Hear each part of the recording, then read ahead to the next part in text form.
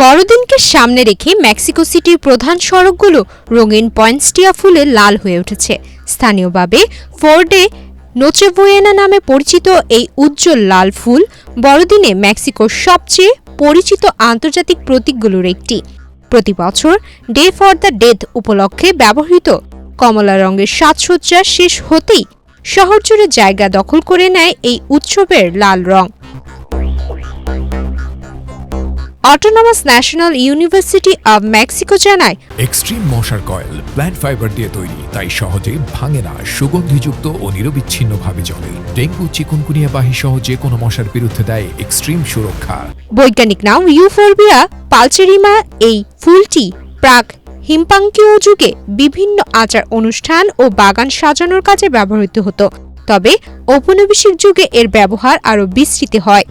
সে সময় ফ্রান্সিসকান ধর্মযাজকেরা দেবী ও ক্রিসমাসের সাজসজ্জার পাশাপাশি আদিবাসী জনগোষ্ঠীর মধ্যে ধর্মপ্রচারও এই রঙিন ফুল ব্যবহার করতেন। এই ফুলের আন্তর্জাতিক খ্যাতি শুরু হয় ঊনবিংশ শতাব্দীতে। মেক্সিকো থেকে নিযুক্ত প্রথম মার্কিন কূটনৈতিক জয়েল আর পয়েন্সেট মেক্সিকো থেকে সংগ্রহ করা পয়েন্সটিয়া ফিলাডেলফিয়ায় পাঠালে যুক্তরাষ্ট্র জুড়ে ফুলটির জনপ্রিয়তা ছড়িয়ে পড়ে। পরবর্তীতে তার নাম অনুসারেই ফুলটির ইংরেজি নাম পয়েন্সটিয়া নামটি পরিচিতি পায়।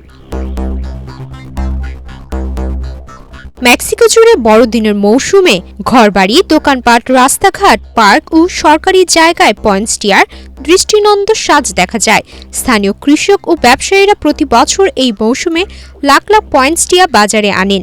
সবচেয়ে বড় সরবরাহ কেন্দ্র হচ্ছে মেক্সিকো সিটির দক্ষিণে অবস্থিত জোচিমিলকো, যেখানে স্থানীয়রা প্রতি বছর উৎসবের সাজসজ্জার জন্য নিজেদের পছন্দের পয়েন্সটিয়া ক্রয় করতে ভিড় জমান।